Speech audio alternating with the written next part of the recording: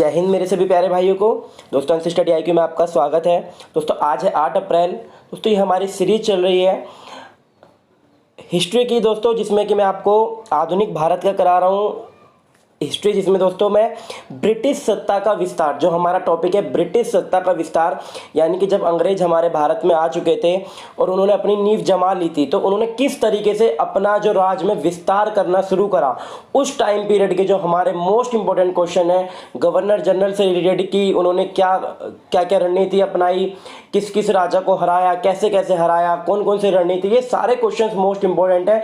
और मैं आपको बता दूं कि जो एग्जाम्स में क्वेश्चन इस टाइम पूछे जा रहे हैं, बहुत ज़्यादा जो क्वेश्चन हिस्ट्री के पूछे जा रहे हैं वो आधुनिक भारत से ही पूछे जा रहे हैं। तो मैं आपसे भी से रिक्वेस्ट करूंगा इस वीडियो को पूरा देखिएगा, लास्ट तक देखिएगा और क्वेश्चंस को समझने की कोशिश कीजिएगा। मैं हर क्वेश्चंस के लिए आपको 5 सेकंड दूंगा, आपको 4 ऑप्शन दूंगा, आप चेक करिएगा कि आप इसमें से कितने क्वेश्चन कर पाए।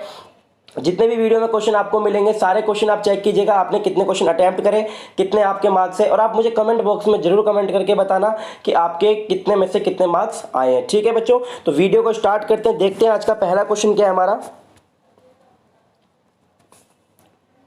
आज का हमारा पहला क्वेश्चन है, वर्ष 1798 ईस्वी में लॉर्ड वेलेस्ली द्वारा प्रस्तावित सहायक संधि को स्वीकार करने वाला सबसे पहला भारतीय शासक कौन था।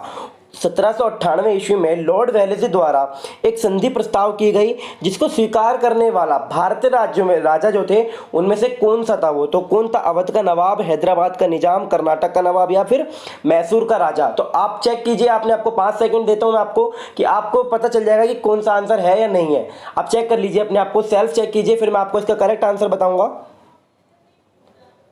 तो इसका आंसर हो जाएगा आपका हैदराबाद का निजाम, यानी कि हैदराबाद के निजाम ने 1758 ईस्वी की जो सहायक संधि थी लॉर्ड वेलेस्ली के द्वारा, उसमें सबसे पहले अपने आप को संधि को स्वीकार किया। ठीक है बच्चों, अगला क्वेश्चन देखिए आपका क्या है। अगला क्वेश्चन है आपका, तीसरे ओंग्ल मैसूर युद्ध को रोकने के लिए टीपू सुल्तान ने अंग्रेजों के साथ कौन सी संधि की। जो तीसरा ओंग्ल मैसूर युद्ध होना था उसको रोकने के लिए टीपू सुल्तान ने अंग्रेजों के साथ एक संधि करी, उस संधि का नाम क्या था, तो वो आपको बताना है। मैसूर की संधि, बिजनौर की संधि, मंगलोर की संधि या फिर श्रीरंगपट्टनम की संधि। आपको इसमें से जवाब देना है, चेक कीजिए आपको पता है या नहीं पता है। 5 सेकंड है आपके पास, तो आपका समय समाप्त। इसका आंसर हो जाएगा बच्चों श्रीरंगपट्टनम की संधि, यानी कि तीसरे ओंग्ल मैसूर को युद्ध को रोकने के लिए टीपू सुल्तान ने अंग्रेजों के साथ श्रीरंगपट्टनम की संधि को एक्सेप्ट किया था। ठीक है, अगला क्वेश्चन देखिए आपका क्या है। निम्नलिखित में से किसने लॉर्ड वेलेस्ली के सहायक संधि पर हस्ताक्षर किए थे। मतलब कि कौन कौन से थे वो जिन्होंने इस जो है सहायक संधि को एक्सेप्ट कर लिया था। मैं आपको 4 ऑप्शन देता हूं, हैदराबाद के निजाम, बंगाल के नवाब और अवध के नवाब और मैसूर के राजा। तो इन चारों में से आपको चेक करना है कौन थे। मैं इसको थोड़ा सा छोटा कर देता हूं, देखिए आप, ये 4 ऑप्शन आपके दिख रहे होंगे, हैदराबाद के निजाम, बंगाल के नवाब, अवध के नवाब और मैसूर के राजा। इन चारों में से किसने इसको एक्सेप्ट किया था, ये आपके पास ऑप्शन ये है, आप बताइएगा मुझे। पहले और दूसरे ने, दूसरे और तीसरे ने, पहले दूसरे और चौथे ने, पहले दूसरे और तीसरे ने। तो आप इसको चेक कीजिए, आपको पता है नहीं पता है। तो इसका आंसर हो जाएगा आपका पहले, दूसरे और तीसरे, यानी कि मैसूर के राजा ने सहायक संधि को स्वीकार नहीं किया था। ठीक है, अगला क्वेश्चन देखिए आपका क्या है। निम्नलिखित में से सिख गुरुओं का सही क्रम क्या है, यानी कि उनके जीवन के जन्म के अनुसार उनका सही क्रम क्या है बच्चों, तो वो हो जाएगा आपका, देखिए 4 ऑप्शन है, गुरु नानक देव, ये वाला, दूसरा, तीसरा, चौथा। आप चेक कीजिए, आपको पता है क्या। इसके लिए मैं आपको 10 सेकंड देता हूं, देखिए चेक कीजिए अपने आप को। तो आपने चेक कर लिया होगा, मैं इसका आंसर बताता हूँ आपको। सबसे पहले अमरदास जी, उसके बाद रामदास जी, उसके बाद गुरु अर्जुन देव और उसके बाद गुरु तेग बहादुर जी। ये इस तरीके से इनका कालक्रम था। ठीक है, अगला क्वेश्चन देखिए, पूछा गया है क्वेश्चन ये। अगला क्वेश्चन देखिए क्या आपका मोस्ट इंपॉर्टेंट क्वेश्चन है, इतनी बार क्वेश्चन ये एग्जाम में आ चुका है, बहुत ज्यादा रिपीट हुआ है। ठगी प्रथा का अंत करने में, सॉरी ये ठगी नहीं है, ठगी है। ठगी प्रथा का अंत करने में कौन से गवर्नर, जो ठगी प्रथा थी यानी कि लोगों को ठगने की, जादू टोना करने की, इस प्रथा का अंत किसके द्वारा हुआ था, कौन से गवर्नर जनरल के द्वारा हुआ था। 4 ऑप्शन आपके पास है, Lord Cornwallis, Lord Dalhousie, Lord William Bentinck या फिर लॉर्ड रिपन। किसके द्वारा इसको जो है ठगी प्रथा का अंत किया गया था, आप चेक कीजिए अपने आप को। तो इसका आंसर हो जाएगा आपका लॉर्ड विलियम बेंटिंग के द्वारा इस प्रथा को बंद किया गया था। ठीक है, अगला क्वेश्चन देखिए, टीपू सुल्तान की राजधानी कौन सी थी?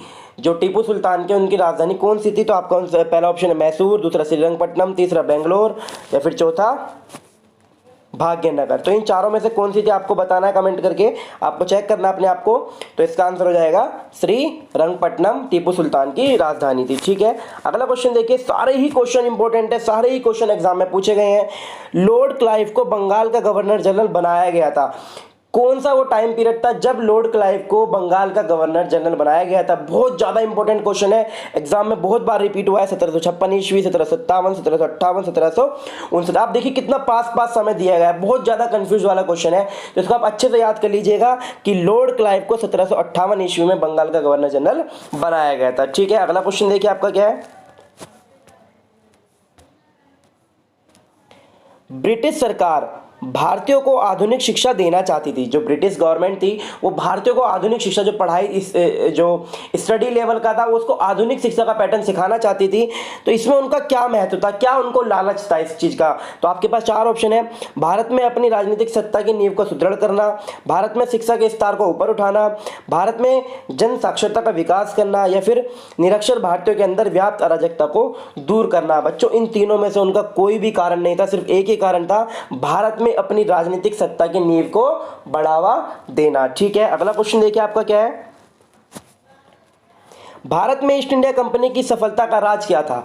भारत में ईस्ट इंडिया कंपनी जो थी, अंग्रेजों की जो कंपनी थी, सबसे पहले एस्टेब्लिश हुई थी, उसका जो है सफलता का क्या कारण था? आपके पास चार ऑप्शन है। भारत में राष्ट्रीय भावना की कमी, भारत में जो भारतीय सैनिकों में राष्ट्रीय भावना का अभाव, कंपनी की सेना को पश्चिम प्रशिक्षण मिला था तथा उनके पास आधुनिक हथियार थे, या फिर उपयुक्त तीनों। तो आप सोच लीजिए इनका क्या आंसर होगा। आपके पास 5 सेकंड है।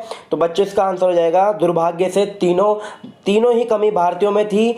भारत में राष्ट्रीय भावना की कमी थी, भारतीय सैनिकों में भी राष्ट्रीय भावना की कमी थी।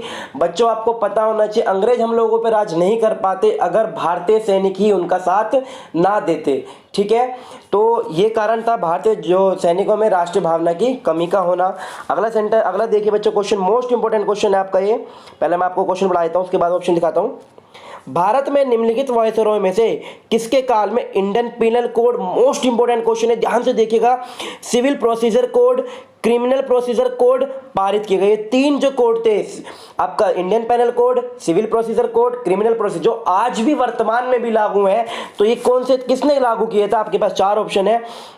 Lord Mayo, Lord Dalhousie, Lord Dufferin या फिर लॉर्ड कैनिंग। इन चारों में से किसने इसको किया था? तो आप बता सकते हैं मुझे। तो इसका आंसर हो जाएगा आपका लॉर्ड कैनिंग। बच्चों, आपने सारे क्वेश्चंस को ध्यान से देखा। अगर आपको क्वेश्चन पसंद आए हो तो प्लीज वीडियो को लाइक और अपने दोस्तों में ज्यादा से ज्यादा शेयर कीजिएगा। डेली आपको ऐसे ही वीडियो मिलते रहेंगे। हिस्ट्री की सीरीज चल रही है, आप पूरी प्लेलिस्ट में जाकर देख सकते हैं। सिनोनिम्स की सीरीज देख सकते हैं, आप टेंसेस की सीरीज देख सकते हैं। ज्योग्राफी की सीरीज अलग है, पॉलिटी की अलग है, इकोनॉमिक्स की अलग है। तो बच्चों, आप सारी सीरीज को फॉलो कीजिए। धन्यवाद। जय हिंद, जय भारत।